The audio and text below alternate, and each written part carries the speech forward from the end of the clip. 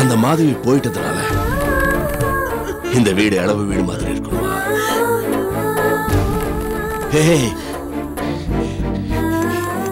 இவ போயிட்டா, இவ போனா நான் பட்னியா இருக்கணுமா? நான் பட்னியா இருக்கணுமா? ஒரு காலத்துல ஹோட்டல் நடத்தி எல்லாருக்கும் சோறு போட்டேன். ஆனா இன்னைக்கு நான் பட்னியா இருக்கேன். எல்லாம் இவளால.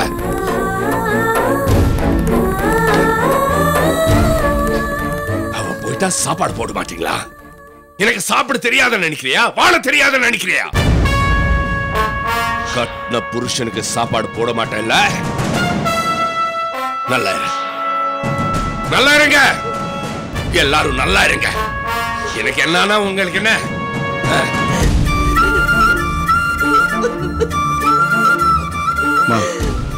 வாங்கம்மா உட்காருங்கம்மா.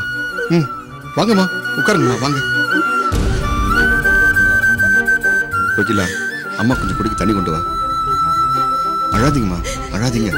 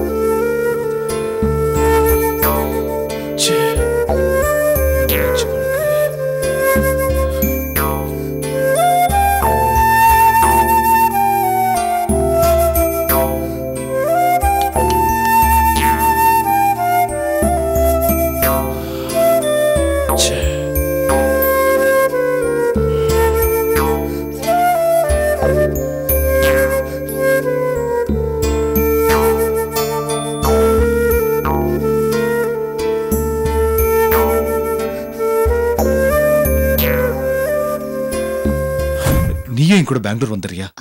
என்னது? நானும் உங்க கூட பெங்களூர் வரதா? ஆமா.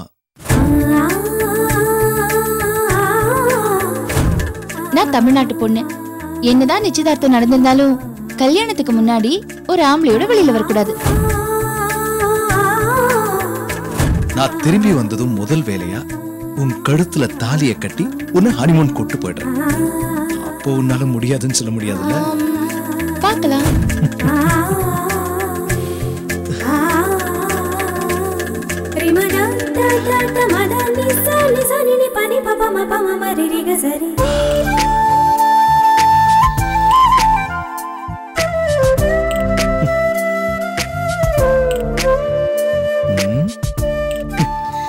ஏர்போர்ட்டுக்கு வரேன்னு சொல்லிட்டு ஏமாத்திட்டேன்ல?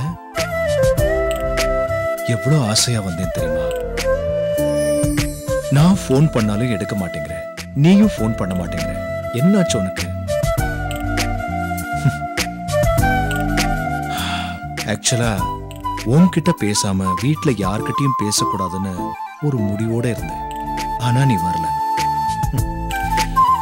நிச்சயமா நாளைக்கு காலையில வந்துடுறேன். ஓகே? முடிஞ்சா இடையில போன் பண்ணு. நான் காத்துட்டு இருக்கேன். ப்ளீஸ். என்ன புரியலையா? ஒரே ஒரு ஃபோன் பண்ணு. ஓகே?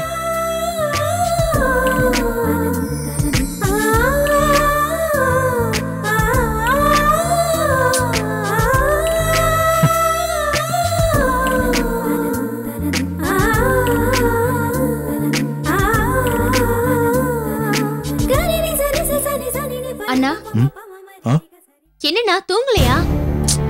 எப்படி இப்படி ஒரு கேள்வி கேக்குறீங்க? நான் வந்ததுல இருந்து மாதவியை பார்க்கல. அது உங்களுக்கே தெரியும்ல. சரிண்ணா, அதான் அவங்க ஊருக்கு போயிருக்காங்கல்ல, வந்துருவாங்க, அதுக்கப்புறம் பாத்துக்கலாமே. ஊருக்கு போயிருந்தா என்ன, ஒரு ஃபோன் பண்ணா இல்ல மொபைலையாவது ஆஃப் பண்ணாம வச்சிருக்கலாம். அண்ணா, அது ஒரு வில்லேஜ்னா, ஒருவேளை சிக்னல் கிடைக்காம போயிருக்கும். சிக்னல் கிடைக்கலனா என்ன, அட்லீஸ்ட் லேண்ட் போன்ல இருந்தாவது கூப்பிடலாம்ல. அண்ணா, ஏதாவது ஒரு காரணம் இருக்கும்னா. எப்படியா இருந்தாலும் நாளைக்கு வந்துருவாங்க, தெரிய போகுது.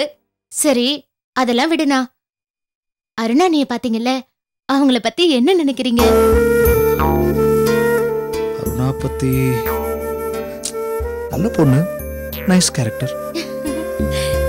அண்ணா, நல்ல அழகு இல்ல?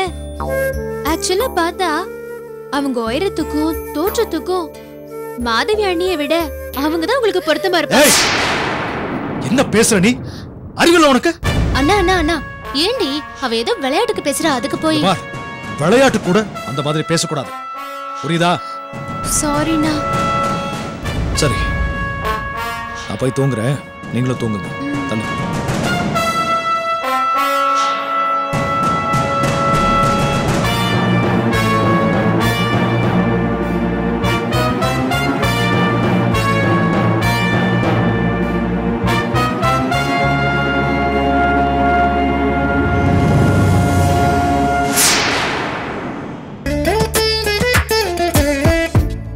நீங்க நான் எதிர்பார்த்ததை விட ரொம்ப ரிசர்வ் டைப்பா இருக்கீங்க.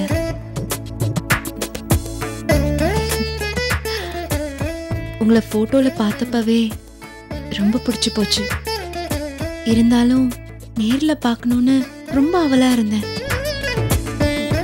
நிஜமா சொல்லணும்னா போட்டோல பார்த்ததை விட நேர்ல ரொம்ப அழகா இருக்கீங்க. நல்ல உயரம், ரொம்ப ஹேண்ட்ஸமா இருக்கீங்க. கடவுள் எனக்காகவே படிச்சு இந்த பூமிக்கு அனுப்பின மாதிரி இருக்கு.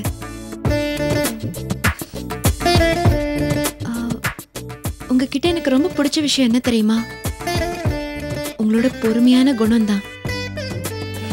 ஆனா நான் ரொம்ப சென்சிட்டிவ். அன்பு காட்டுறதா இருந்தாலும் சரி, இல்ல கோவப்படுறதா இருந்தாலும் சரி, இந்த ரெண்டு விஷயத்திலுமே ரெண்டு எக்ஸ்ட்ரீமா இருப்பேன். ஆனா நீங்க ரொம்ப சாஃப்ட்.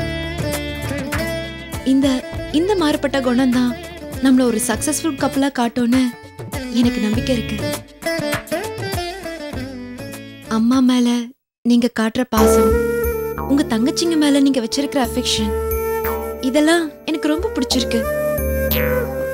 உங்கள மாதிரி ஒருத்தரால தான் நிச்சயமா பொண்டாட்டிய ரொம்ப நல்லா பாத்துக்க முடியும். நீங்க எனக்காகவே பிறந்து இந்த உலகத்துக்கு வந்தீங்கன்னு நான் நம்புறேன்.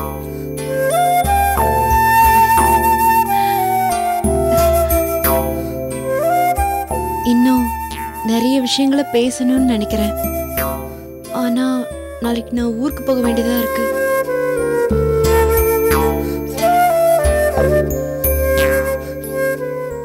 என்ன, நான் எந்த ஊருக்கு போறேன்னு கூட கேட்க மாட்டீங்களா?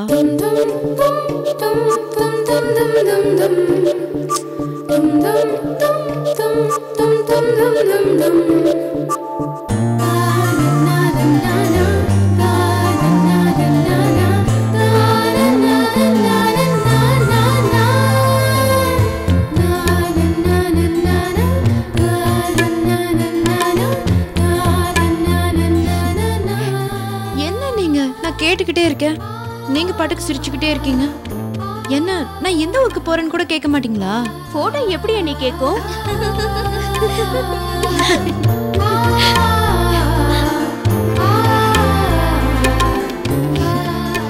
என்ன அண்ணி இது? அண்ணன் ஊர்ல இருந்து வந்துட்டாரே, இன்னும் என் போட்டோ வச்சு பேசிட்டு இருக்கீங்க? அதுவும் சட்டையில மாட்டி பேசிட்டு இருக்கீங்க?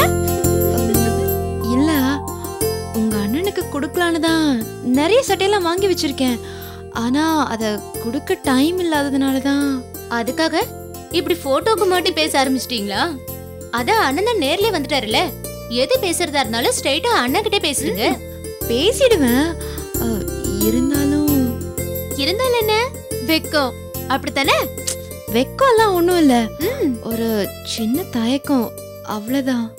தயக்கமா? அண்ணா கிட்ட பேசுறதுல உங்களுக்கு என்ன தயக்கம்? இல்ல, நான் இது வரைக்கும் அவரை பார்த்ததும் இல்ல, பழகுனதும் இல்ல. இப்பதான் நான் அவரை பாக்குறேன். அதுக்குள்ள நான் அவருக்கு சாப்பாடு பரிமாறதும் காஃபி டீ போட்டு கொடுக்கறதும் இதுவே பெரிய விஷயம். இதை தாண்டி நான் ஒவ்வொரு விஷயத்தையும் நான் அவர்கிட்ட போய் பேசிட்டு இருந்தேன்னா என்னை பத்தி அவர் என்ன நினைப்பாரு? என்னடா இந்த பொண்ணு ரொம்ப வழிறாளேன்னு நினைக்க மாட்டாரா?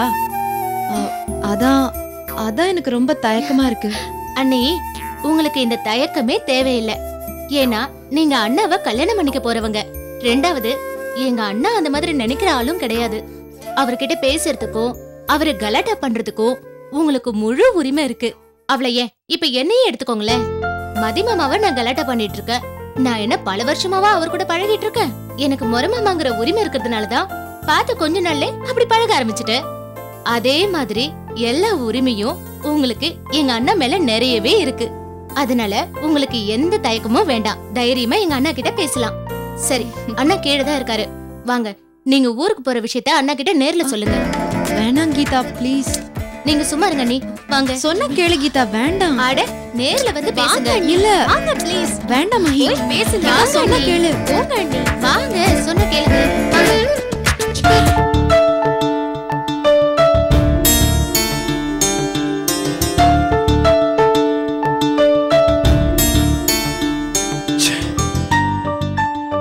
என்ன இந்த மாதவி ஒரு காலும் பண்ண மாட்டேங்கிறா. நாம கால் பண்ணாலும் போய் சேர மாட்டேங்குது. என்ன பிரச்சனையா இருந்தாலும் கூப்பிட்டு சொல்லிருக்கலாமே.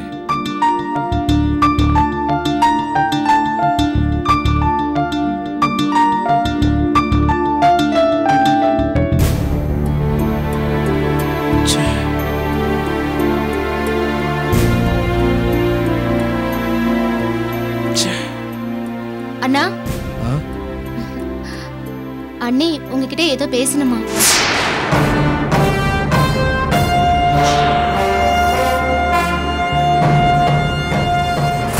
அண்ணா, திரும்புங்க. ஆமா, கரெக்ட். நானும் மகியும் ஆளுக்கு ஒரு பக்கம் உங்களுக்கு செக்யூரிட்டியா இருந்து மாதவி அண்ணிக்கிட்ட உங்களை பத்திரமா ஒப்படைக்க போறோம். அண்ணா,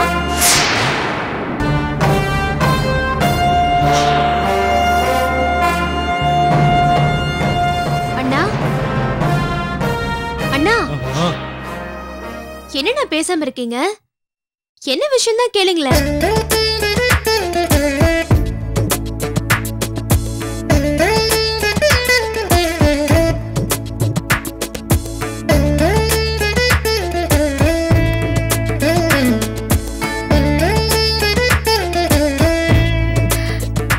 அண்ணி, அண்ணா உங்களை விட ரொம்ப வெக்கப்படுறாரு. அதனால சொல்ல வேண்டிய விஷயத்தை நீங்களே சொல்லிடுங்க. நான் ஏற்காடு வரைக்கும் போறேன். திரும்பி வரதுக்கு 2 நாள் ஆகும். அண்ணா, அண்ணி ஏன் இதை உங்ககிட்ட சொல்றாங்க தெரியுமா? அண்ணி உங்களுக்காக ஒரு gift வச்சிருக்காங்க. அத பிரசன்ட் பண்ணணும்னு நினைச்சாங்க. திடீர்னு ஊருக்கு போறதுனால இப்பயே கொடுத்துட்டு போலாமான்னு கேட்க வந்திருக்காங்க. இல்லையா அண்ணி? அந்த கிஃப்ட நான் ஊர்ல இருந்து திரும்பி வந்ததும் பிரசன்ட் பண்ணலாம்னு இருந்தேன். இப்பவே தரப்போறேன்னு சொன்னா சொல்லல. ஆனா உங்களுக்கு தான் சஸ்பென்ஸ் பிடிக்குமே அண்ணி. அதனால உங்க சார்பில் நான் அண்ணனுக்கு சின்ன சஸ்பென்ஸ் கொடுத்திருக்கேன்.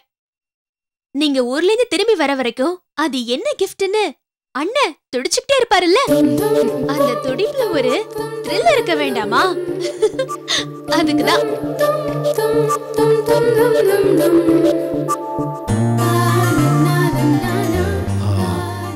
சாரி, கொஞ்சம் தலைவலியா இருக்கு.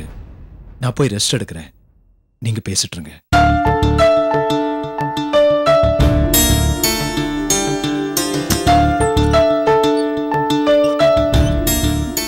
அண்ணி, அண்ணனுக்கு தலைவலிலாம் ஒண்ணும் இல்ல. உங்களை பார்த்ததும் உள்ளுக்குள்ள என்னமோ ஓடுது. நாங்க இருக்கோம்ல, அதனால இங்க வெளிக்காட்ட முடியல. அதான் ரூம்குள்ள போய் ட்ரீம் பண்ணலான்னு போயிட்டாரு. இதுக்கெல்லாம் என்ன காரணம் தெரியுமா?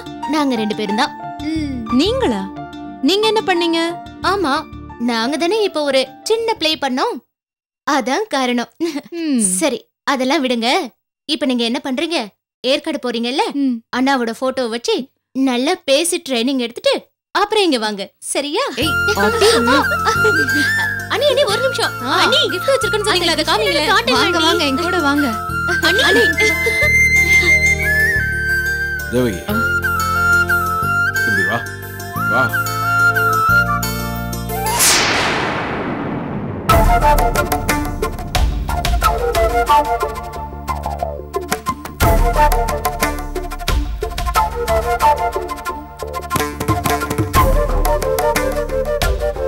என்னன்னு? உன் மகன் வந்ததுல இருந்து நானும் பார்த்துக்கிட்டு தான் இருக்கேன். அவன் அருணா கிட்ட பட்டும் படாமலும் தான் இருக்கான். அவன் மனசு முழுக்க மாதியோட நினைப்பு தான் இருக்கு. இப்படி இருந்தா எப்படி? மாத்திடலானே. எப்ப மாத்த போற? அருணாவுக்கு விஷயம் தெரிஞ்ச பிறகா? இத பாரு தேவகி, இன்னும் விஷயத்தை தள்ளி போட்டேன்னா பெரிய பிரச்சனையை கொண்டு போய் விடுமோன்னு எனக்கு பயமா இருக்கு. அளவுக்கு மீறி பொறுமையா இருந்தாச்சு. இன்னும் பொறுத்துக்கிட்டு இருந்தா ஆறுன சோறு பழைய சோறுங்கிற மாதிரி கதையாயிடும். இத பாரு தேவகி, இன்னைக்கு மனோரங்கிட்ட எல்லா விஷயத்தையும் சொல்லிடு. என்னன்னு இது? அருணா ஊருக்கு போயிட்டோன்னே அப்புறமா இப்படியோ ஒரு காரணமா சொல்லிக்கிட்டு இருந்தா அப்புறம் காரியம் எப்படி நடக்கும்? இந்த பாரு, இப்பவே என் பொண்டாட்டி பானு ரொம்ப தொந்தரவு பண்ண ஆரம்பிச்சிட்டான். நாம லேட் பண்ணா அவ அருணா கிட்ட சொல்லி பெரிய பிரச்சனையை உண்டாக்கிடுவா. அதனால நீ எப்படியோ மகன்கிட்ட இன்னைக்கு பேசு. இல்லைண்ணே, என்னதான் அவன் என் மகனா இருந்தாலும் அவன் கலெக்டருக்கு படிச்சிருக்கிறத நினைக்கும் போது அவன்கிட்ட நேர்ல பேசுறதுக்கே தயக்கமா இருக்குண்ணே. என்ன பேசுற நீ? அவன் டில்லிக்கே ராஜானாலும் அம்மாவுக்கு புள்ளதானே. அம்மா சென்டிமெண்ட்டுக்கு முன்னால என்ன இருக்கு? அதனால தைரியமா பேசு.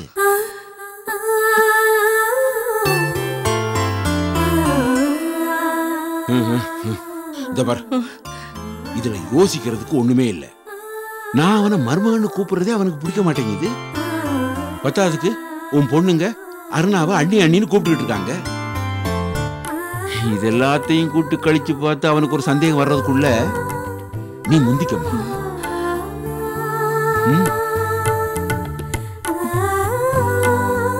இது பாருமா, இத நான் ஏன் சொல்றேன்னா, இப்போ உன் மகன் சொந்த கால நிக்க ஆரம்பிச்சிட்டான்.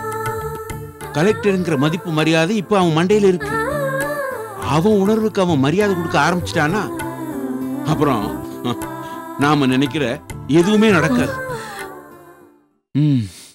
தேவகி, மத்தியானம் கூட அவன் ஃப்ரெண்டு ஒருத்தன் வந்தானே, கார்த்திக் IPSன்னு. அவனுக்கு மாதவியை தெரியுமில்ல? தெரியும்ண்ணே. ஆனா இப்ப நடக்கிற பிரச்சனை எதுவும் தெரியாதுண்ணே. நாளைக்கே அவன் மாதவியை பார்த்தான்னு வச்சுக்கோ. அவ அவங்கிட்ட சொன்னா அவன் நேரா வந்து மனோகிட்ட சொல்லுவான். அப்புறம் பிரச்சனை பெருசா போயிடும். அதனாலதாமா சொல்றேன், மத்தவங்க பேசி காரியம் கெடுறதுக்குள்ள நீ முந்திக்கணும். உன் பையன்கிட்ட விஷயத்த சொல்லிடு. சரிண்ணே. அருணா ஊருக்கு கிளம்பின அடுத்த நிமிஷம் அவங்கிட்ட சொல்லிடுறேண்ணே. அடுத்த நிமிஷமே நீ சொல்ற. அதுக்கு மேல வெயிட் பண்ண மாட்டேன். நீ சொல்லணும். இல்ல